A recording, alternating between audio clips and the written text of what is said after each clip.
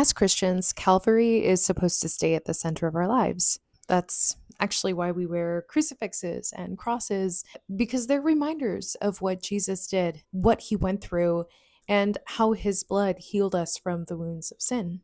Part of keeping this focus is realizing that we each have our own version of Calvary that we are going to experience in this life. And if you're watching this video, then there's a good chance that your period pain and PMS symptoms is your Calvary right now. But just like Christ, you can offer that pain back to God for your own healing and for the healing of others too. Hi, and welcome to Cause of Our Joy with me, Elizabeth.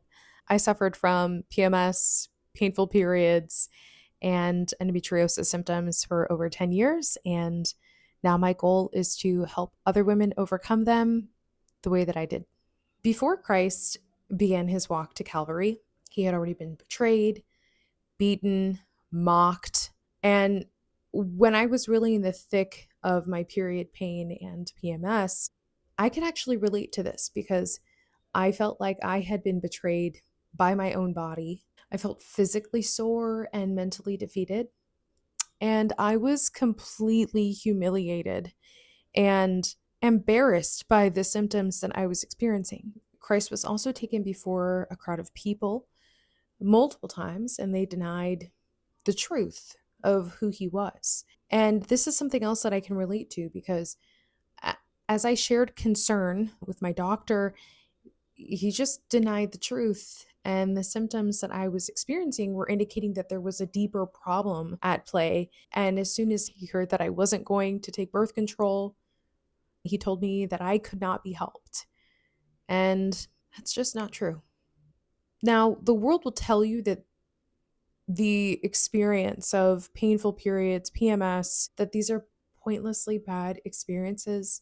But when we imitate Christ and we allow our own personal suffering to reflect his, we may have been betrayed, beaten, mocked, and denied, but we won't be broken, just like Christ wasn't broken. John chapter 19 tells us, "Then the Jews, because it was the Paraskev, that the bodies might not remain on the cross on that Sabbath day, for that was a great Sabbath day, he besought Pilate that their legs might be broken and that they might be taken away. The soldiers therefore came, and they broke the legs of the first and of the other that was crucified with him. But after they were come to Jesus, when they saw that he was already dead, they did not break his legs. But one of the soldiers with the spear opened his side, and immediately there came out blood and water, and he saw it, and he that saw it hath given testimony, and his testimony is true. And he knoweth that he saith true, that ye may also believe." Christ's passion, death, resurrection was actually prophesied with the very first Passover in Exodus. They did not break a single bone of Christ, but instead, God wanted to emphasize the spilling of his blood, literally and figuratively spilling out what represents life itself, right? Blood and water. And he spilled that out upon us. Even the blood and water that spurted out from the side of Christ converted the soldier who it spilled upon. Now, today, thanks to tradition, we call this soldier Saint Longinus. And he was nearly blind when he pierced the side of Christ. But he cried out, "Indeed, this was the Son of God," because his sight was fully restored when Christ's blood fell into his eyes. His story is amazing, actually. He became one of the first Christians, began life as a monk, and then when it came time for his own persecution and martyrdom, he decided that he would destroy an idol in front of the governor.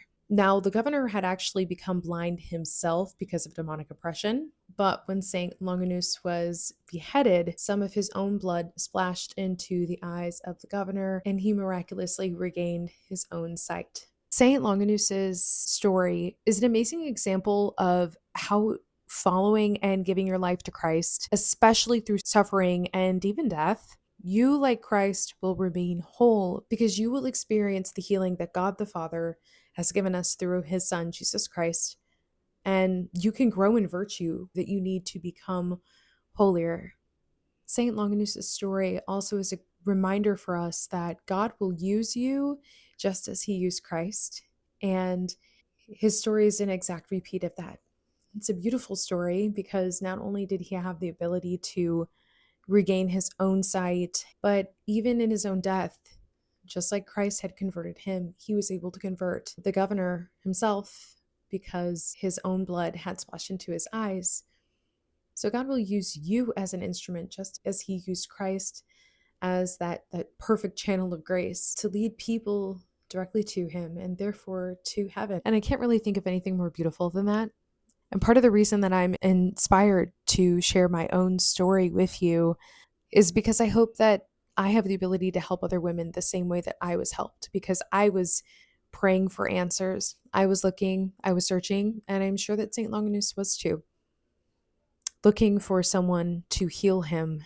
And he found that. And then he, through his own example, was able to heal other people. So that story really resonates with me personally. So if you're looking for ways to embrace your own health with faith and bring Christ into your healing journey, I'm linking the guide that I wrote to give you both practical and spiritual guidance so that you can understand your hormones, integrate your health with your faith, and create a health action plan so that you can use this time to grow closer to our Lord and deepen your relationship with him while in your moments of suffering. And that is all linked below.